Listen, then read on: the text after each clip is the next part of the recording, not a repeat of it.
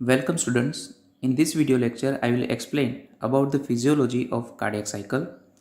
In the previous lecture, you have learned about the physiological anatomy of the heart. You have learned about various chambers present in the heart, various valves present in the heart, as well as the structure of the cardiac walls.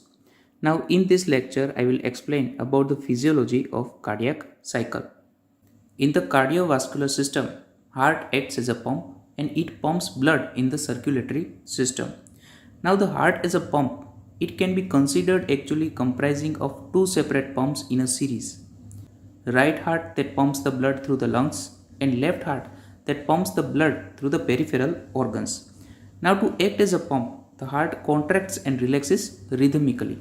So the cardiac cycle, it includes both electrical and mechanical events that occur from the beginning of one heartbeat to the beginning of next. Phases of cardiac cycle. Now heart contracts at the rate of on an average 75 beats per minute. So in the 60 seconds 75 beats are there. So for one beat average duration is 0.8 second. So the duration of cardiac cycle is on an average it is about 0.8 second. Now the cardiac cycle it includes both electrical as well as the mechanical events that occurs during the heartbeats. So it includes atrial as well as the ventricular events. In the atrial event, it includes atrial contraction or the atrial systole and relaxation of the atria, that is atrial diastole. And in the ventricles, it includes ventricular events like ventricular contraction or ventricular systole and relaxation of the ventricle, that is known as ventricular diastole. So in each cardiac cycle, it includes atrial events and ventricular events. So here we can see all the phases of the cardiac cycle, atrial cycle and the ventricle cycle. In the atrial cycle, it includes atrial systole or the atrial contraction and atrial diastole, that is atrial relaxation. If we consider the average time duration of the cardiac cycle as 0.8 second, then the duration of atrial systole is only 0.1 second and the remaining time duration is for the atrial diastole or the atrial relaxation, that is about 0.7 second. In the ventricular cycle, it includes ventricular systole and ventricular diastole. The duration of the ventricular systole is 0.3 second and the duration of ventricular diastole is 0.5 second. Ventricular diastole is the ventricular relaxation and it is longer than the ventricular systole in the resting heart. During the exercise, heart rate increases, and with the increase in the heart rate, duration of the cardiac cycle decreases. Now during the decrease in the duration of the cardiac cycle, there is also decrease in the duration of the ventricular diastole occurs, which leads to decrease in the filling of the ventricles. Now in the ventricular systole, it has a duration of 0.3 second and it contains various phases like isometric contraction phase, rapid ejection phase and the slow ejection phase. Duration of the isometric contraction phase is about 0.05 second. Duration of rapid ejection phase is 0.1 second and duration of slow ejection phase is 0.15 second. Duration of ventricular diastole is 0.5 second and it contains various phases like protodiastole, isometric relaxation phase, rapid passive filling phase, reduced filling phase or diastasis, and the last rapid filling phase which coincides with the atrial systole. Duration of the protodiastole is 0.04 second. Isometric relaxation phase duration is 0.06 second. Rapid passive filling phase it lasts for 0.11 second. Reduced filling phase or diastasis it lasts for 0.19 second and the last rapid filling phase it lasts for about 0.1 second. So atrial cycle as well as the ventricular cycle they also contain various different phases. Now I will explain all the phases one by one. First of all, the atrial systole. Atrial systole is the contraction of atria. Duration of the atrial systole is zero point 0.1 second and it coincides with the last rapid filling phase of the ventricular diastole.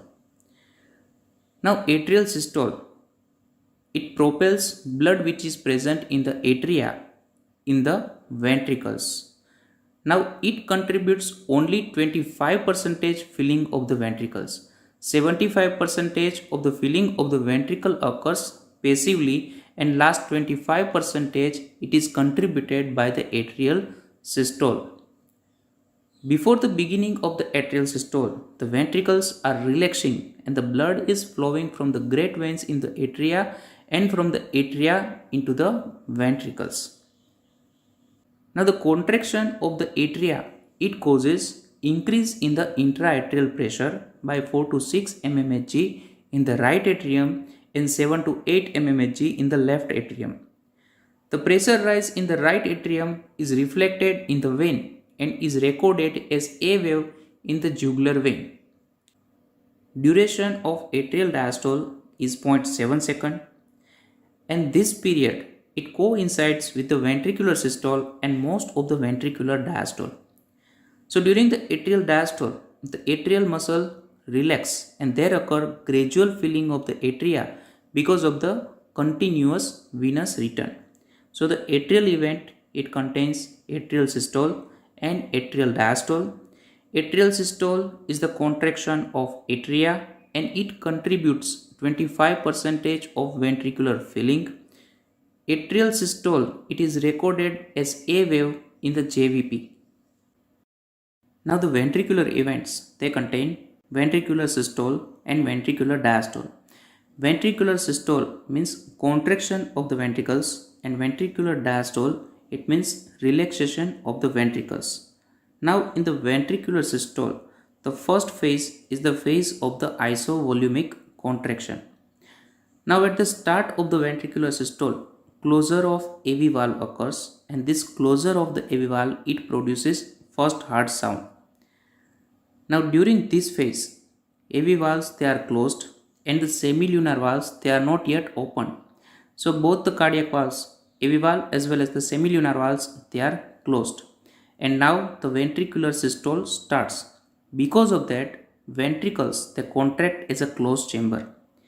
Now the cardiac muscle fiber length, it remains same and with the contraction, pressure inside the ventricle, it rises rapidly. Because of the similar volume and no change in the cardiac muscle length, this phase is known as isovolumic contraction or isometric contraction. And during the isometric contraction, pressure inside the ventricle, it rises rapidly. Because of the increase in the pressure inside the ventricles, bulging of the AV valves occur in the atria and intraatrial pressure increases. This increase in the intraatrial pressure, it can be recorded as C wave. This phase lasts for 0.05 second. Isovolumic contraction phase is followed by the ventricular ejection phase. When the pressure inside the ventricle, it increases more than the pressure inside the great vessel, it leads to opening of the semilunar valves. Because of the opening of the semilunar valves, blood flows from the ventricles into the great vessels, either in the systemic circulation or in the pulmonary circulation, and this is known as ventricular ejection phase. Now, because of the more pressure gradient, initially blood flows rapidly and this is known as rapid ejection phase. Because of the more flow of the blood and simultaneously contraction of the ventricle, gradually pressure inside the ventricle, it increases up to 120 mmHg in the left ventricle and 25 mm of mercury in the right ventricle. Now because of gradually decline in the pressure gradient between the ventricle as well as the great vessel, the ejection of the blood in the ventricle, it gradually declines and this is known as slow ejection phase. Now slow ejection phase, it lasts for 0.15 second and gradually the decline in the pressure gradient it decreases below the pressure in the great vessel, pulmonary or the aorta, which leads to closure of the semilunar valves. Ventricular ejection phase is followed by protodiastole. Protodiastole lasts for 0.04 second. When the ventricular systole ends, ventricles they start relaxing. Because of that, pressure inside the ventricle it decreases below the pressure in the great vessels, which leads to closure of the semilunar valve, and this closure of the semilunar valve it produces second heart sound. It also causes diacrotic notch in the downslope of the aortic pressure curve, which is known as incisura. Protodiastole is the first phase in the ventricular diastole and is followed by isometric relaxation phase. In the isometric relaxation phase, semilunar valves they are closed and atrioventricular valves they are not yet open. So both the AV valve as well as the semilunar valves are closed and ventricle muscles relax. So ventricle relax as a closed chamber. So this phase is known as isometric or isovolumic relaxation phase. Now ventricle they continue to relax as a closed chamber in this phase. This causes rapid fall of the pressure inside the ventricles from about 80 mm of mercury to about 2 to 3 mmHg in the left ventricle. This phase ends with opening of AV valve. Isovolumetric relaxation phase. It ends with the opening of the AV valve. Because of the large pressure gradient, blood rapidly flows from the atria in the ventricles. That's why this phase is also known as rapid passive filling phase. And this rapid flow of the blood it produces vibration in the wall of the ventricle, which produces third heart sound. Rapid filling phase is followed by reduced filling and the diastasis, and the duration of this phase is about 0.19 second. Because of the filling of the ventricles, gradually the pressure gradient between the atria as well as the ventricle it decreases, which leads to decrease in the flow of the blood from the atria in the ventricle. That's why this phase is known as reduced filling phase or the diastasis. About 75% of the blood passes from the atria in the ventricles during the rapid filling and the reduced filling phase of the ventricular diastole. Reduced filling and diastasis is followed by last rapid filling phase. Now this last rapid filling phase of the ventricular diastole it coincides with the atrial systole.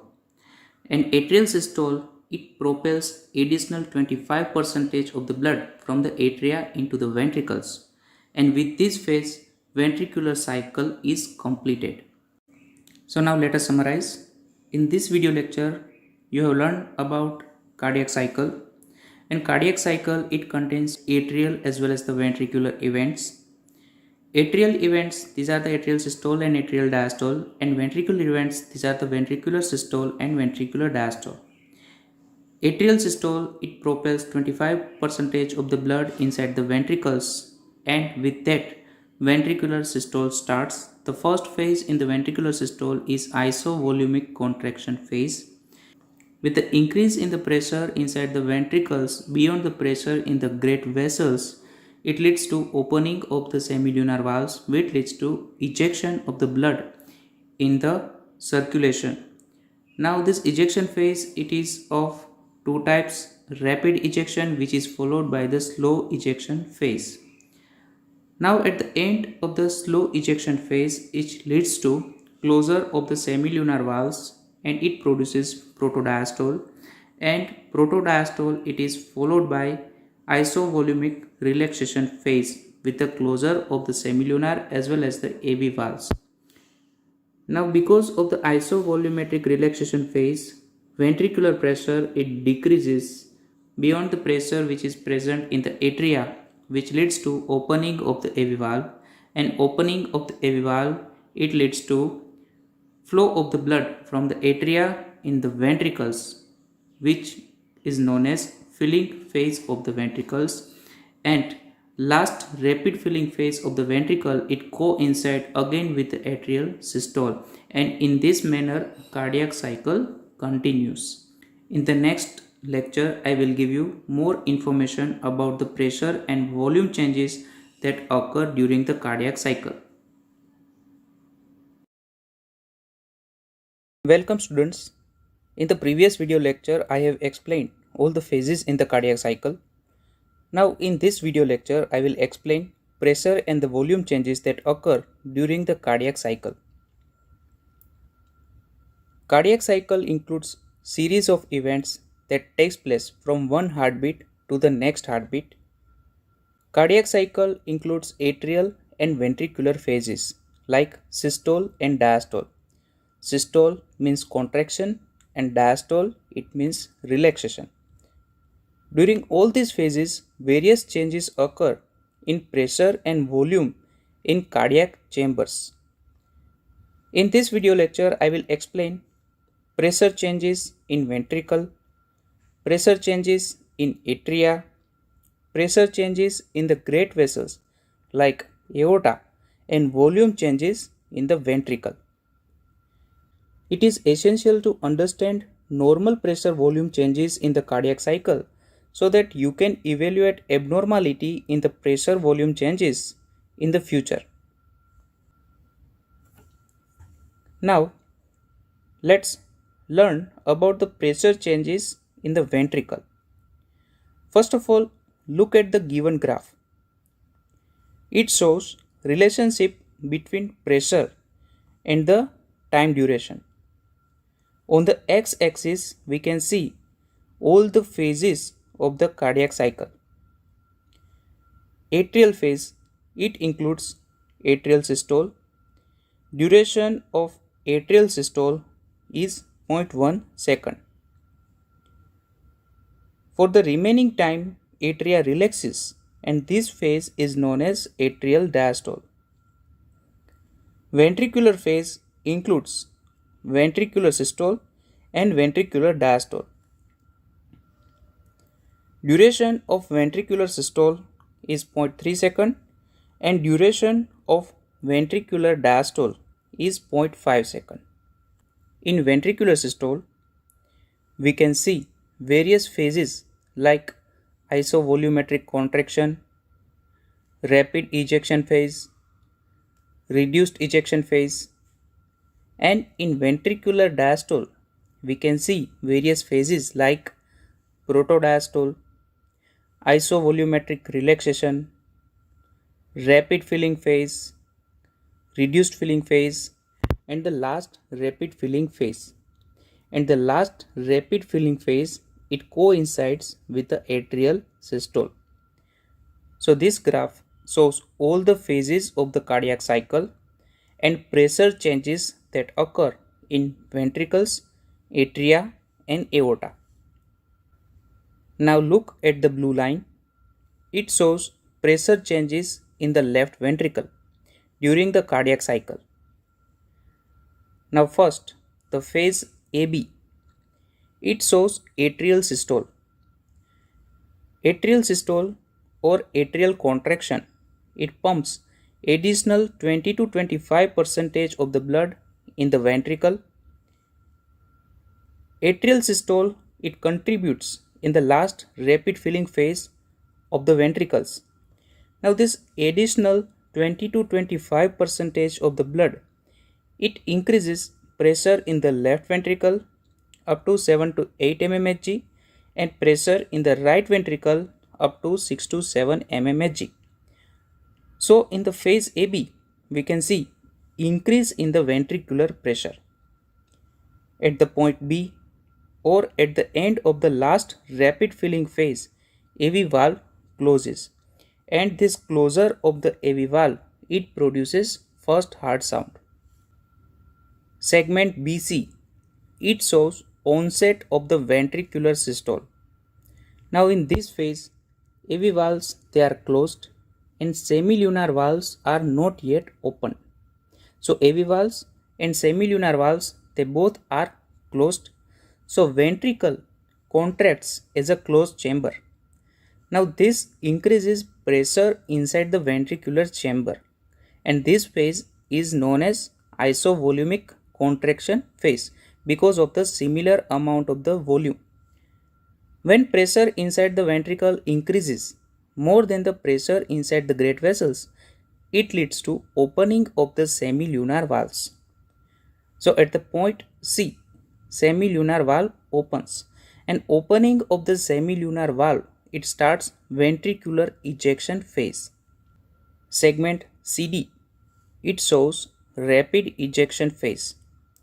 In the rapid ejection phase, pressure in the left ventricle increases up to 120 mmHg because of the simultaneous contraction of the ventricular muscle fibers. Pressure inside the ventricle, it increases up to 120 mmHg, and in the right ventricle pressure increases up to 25 mmHg.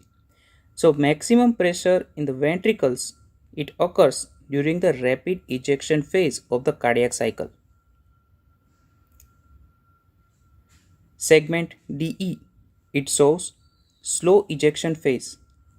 Because of the decreased pressure gradient between the ventricle and the great vessel, it leads to decreased ejection of the blood in the great vessels, and it leads to decrease in the pressure inside the ventricles. Onset of ventricular diastole gradually decreases the pressure inside the ventricles because of the relaxation of the ventricular muscle fibers. So when pressure inside the ventricle, it decreases more than the pressure inside the great vessels, it leads to backflow of the blood from the aorta, and it closes semilunar valve. So at the point F, semilunar valve closes, and the closure of the semilunar valve, it produces second heart sound. This phase is represented by EF, and it is known as protodiastole. Protodiastole is followed by isovolumic relaxation phase. Segment FG, it shows isovolumic relaxation phase. In this phase, AV valves and semilunar valves, they are closed. Now ventricles relax as a closed chamber. So pressure inside the ventricle, it decreases rapidly. When pressure inside the ventricle decreases more than the pressure inside the atria, it leads to opening of the atrioventricular valve. So at the point G, it shows opening of the atrioventricular valve, and opening of the atrioventricular valve, it starts ventricular filling phase. Segment GH, it shows rapid passive filling phase. During this phase, blood flows from the atria inside the ventricles. Due to relaxation of the ventricular muscle, pressure inside the ventricle falls in this phase. So even after the filling of the ventricles, because of the relaxation of the ventricular muscle, pressure inside the ventricle decreases during this phase. Rapid filling phase is followed by reduced filling phase, and last rapid filling phase, it coincides with the atrial systole. So during the cardiac cycle, ventricular pressure changes with the various phases of the cardiac cycle. Isovolumic contraction and rapid ejection phase, it increases pressure inside the ventricles. In the reduced ejection phase, isovolumic relaxation phase, and during the filling phase of the ventricles, pressure inside the ventricle decreases, and the maximum pressure in the ventricle, it is recorded during the rapid ejection phase of the cardiac cycle. Now we will look at the pressure changes in the atria during the cardiac cycle. Now in the graph, red line, it shows recording of pressure changes in the atria during the cardiac cycle. During atrial systole, atria contracts and it pumps blood in the ventricles. Contraction of atria increases pressure inside the atrial chamber. Wave A, it shows increase in the pressure inside the atria during the atrial systole. During isovolumic contraction, pressure inside the ventricle increases, It causes bulging of the atrioventricular valve in the atria and it increases pressure inside the atria. This increase in atrial pressure during isovolumic contraction is recorded as C wave. C wave is followed by decrease in the pressure in the atria. It is known as X descent.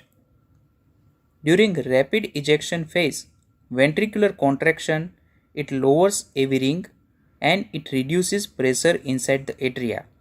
It is recorded as X descent in the atrial pressure recording. V wave is the third positive wave in the atrial pressure recording. During isovolumic relaxation phase, AV valves they are closed. Due to constant blood flow in the atria, atrial pressure increases and it is recorded as V wave. During ventricular filling phase, blood flows from atria to ventricles and it decreases pressure inside the atria and it produces Y descent. So in the atrial pressure recording, during cardiac cycle 3 waves are recorded as positive wave. A wave is recorded during atrial systole, C wave during the isovolumic contraction phase, and V wave it is recorded during the isovolumic relaxation phase. Two negative waves they are also recorded. X wave occurs during the rapid ejection phase and the Y descent it occurs during the filling phase of the ventricles. Now I will explain pressure changes in the aorta during the cardiac cycle. During atrial systole, the pressure in the aorta is about 80 mm of mercury. At the point C, semilunar valve opens at the end of the isovolumic contraction phase. During rapid ejection, blood flows in the aorta, so pressure in the aorta rises. At the end of the rapid ejection phase, the aortic pressure is 120 mm of mercury. During reduced ejection phase, pressure inside the aorta it also decreases due to decreased blood flow. Now, due to onset of the ventricular diastole, ventricular muscle relaxes. So pressure in the ventricle decreases rapidly. Now the backflow of the blood occurs and it closes the semilunar valve and it produces second heart sound. During the closure of the semilunar valve, blood collides against the closed aortic valve and this collision it causes small but sharp rise in the aortic pressure. This small rise produces a notch called incisura or the diacrotic notch. Now during the rest of the diastole, the aortic pressure smoothly decreases up to 80 mm of mercury inside the aorta. Now I will explain about the volume changes that occur in the ventricles during the cardiac cycle. Atrial systole it coincides with the last rapid filling phase of the ventricular diastole and the atrial contraction it causes additional 25% filling of the ventricles. With the atrial systole, diastole of the ventricle ends and the blood which is remaining inside the ventricles at the end of the diastole it is known as end diastolic volume and normally end diastolic volume is about 120 to 130 ml. Ventricular diastole is followed by onset of the ventricular systole and the first phase is the isovolumic contraction phase. As the name suggests, during the isovolumic contraction phase, volume inside the ventricles it remains same. At the end of the isovolumic contraction phase, semilunar valve opens, which leads to ejection of the blood. Because of the ejection of the blood from the ventricles inside the great vessel, volume of the blood inside the ventricle gradually decreases. The blood which is remaining inside the ventricles at the end of the reduced ejection phase, it is known as end systolic volume. During the ejection phase, on an average about 70 to 80 ml of the blood it is ejected and this is known as stroke volume. And the volume which is remaining inside the ventricles at the end of the systole, it is known as end systolic volume, which is on an average it is about 50 to 60 ml. Reduced ejection phase is followed by isovolumetric relaxation phase. And during the isovolumetric relaxation phase, volume inside the ventricle it remains same. Isovolumetric relaxation phase is followed by opening of the atrioventricular valve, which leads to filling of the ventricles. Blood flows passively from the atria inside the ventricles, and this leads to filling of the ventricles. Because of the filling of the ventricles, volume inside the ventricle it gradually increases. And the last rapid filling phase, again it contributes last 25% of the filling of the ventricles, and the blood which is remaining inside the ventricle it is known as end diastolic volume. Fraction of the blood which is ejected out of the ventricles from the end diastolic volume it is known as ejection fraction, and ejection fraction is about 65%. So in this video lecture you have learned about the pressure changes that occur in the ventricles, in the aorta, in the atria, and you have learned about various volume changes that occur in the ventricles during the cardiac cycle. Welcome students. In this video lecture I will give you information about the pressure volume loop. This is the third lecture in the cardiac cycle. In the previous lecture you have learned about the phases of the cardiac cycle. So phases of the cardiac cycle, there are two phases, atrial phases and the ventricular phases. Atrial phases they include atrial systole and atrial diastole, and ventricular phases they include ventricular systole and ventricular diastole. Now a lecture after that you have learned about the pressure and volume changes or the events that occur during the cardiac cycle. Now in that lecture you have learned about the pressure changes that occur in the ventricle, pressure changes that occur in the atria, pressure changes in the aorta, and the volume changes that occur inside the ventricles. Now in this lecture I will explain about the pressure volume loop and the clinical importance of the pressure volume loop in various heart diseases. So let's start. So look at this graph. Now in this graph we can see the recording of the pressure and the recording of the volume. So it shows recording of the pressure and the volume of the left ventricle, and this is known as pressure volume loop. Now this pressure volume loop it includes four phases. So I am going to explain all the phases one by one. First, look at the segment AB. The segment AB it starts from point A. This point A it is the opening of the mitral valve, and because of the opening of the mitral valve blood flows from the atria inside the ventricles. So it leads to filling of the ventricles. At the point B mitral valve closes, and closure of the mitral valve it produces first heart sound.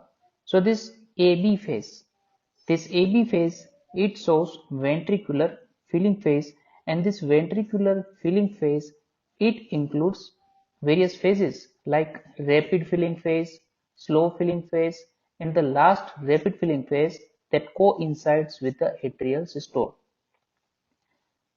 Now the volume inside the ventricle at the point A it is about 50 ml, and that is the end systolic volume, and the volume which is present at the point B it is known as end diastolic volume. So the filling of the ventricles that occur between these two phases, point A and point B, or in the AB segment, it is about 70 ml of the blood it enters inside the ventricle. Now at the point B, mitral valve closes, which produces first heart sound, and it is followed by isovolumetric contraction. Now look at the BC segment. This BC segment, it starts from the closure of the mitral valve up to opening of the aortic valve. So between this point, it is the isovolumic contraction phase. Now look at the pressure change during this phase. During this phase, pressure inside the ventricle, it rises rapidly up to 80 mmHg near to the pressure inside the aorta. When pressure rises beyond that, it leads to opening of the aortic valve. During this phase, volume inside the ventricle, it remains same, and because of that, this phase, it is known as isovolumic contraction phase. Now at the end of the isovolumic contraction phase, at the point C, aortic valve opens, and the opening of the aortic valve, it leads to ejection of the blood from the ventricles inside the great vessels. So the segment CE, it shows ejection phase of the ventricle during which blood flows inside the great vessels. Now this CE phase, it is further divided in two phases, CD phase and DE phase.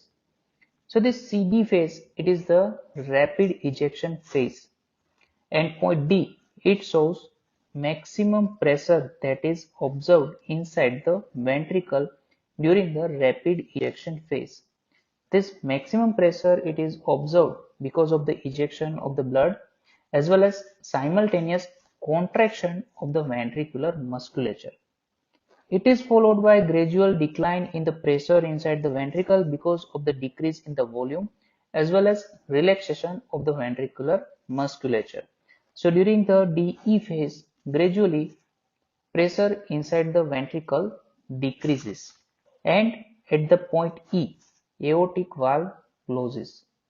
So the closure of the aortic valve at the point E, it produces second heart sound. So you must remember that at point B, it produces closure of mitral valve, which produces first heart sound, and at point E, because of the closure of the aortic valve, it produces second heart sound. Now the closure of the aortic valve, it is followed by relaxation of the ventricles, and ventricles, they relax as a closed chamber. So this phase, EA phase, this is the isovolumic relaxation phase. Volume which is present at the start of this phase, this is the end systolic volume, which is about, on an average, it is about 50 to 60 ml. That is the end systolic volume. During the isovolumic relaxation phase, look at the pressure and the volume inside the ventricle. So here we can see that there is gradually decrease in the pressure in the ventricle occurs because of the relaxation of the ventricular musculature, and volume inside the ventricle, it remains same. So this phase is known as isovolumic relaxation phase. Again, at the point A, mitral valve opens, and because of the opening of the mitral valve, it leads to filling of the ventricles. So these are all the pressure and the volume changes that occur during the cardiac cycle, and when we record all these pressure volume changes in a loop, this is known as pressure volume loop of the left ventricle. Pressure volume loop, it is useful to understand the work done by the heart and effect of the ventricular dysfunction on it. So first, let's understand the work done by the heart. Now work done by the heart, it is of two types, external work and the internal work. First, the external work.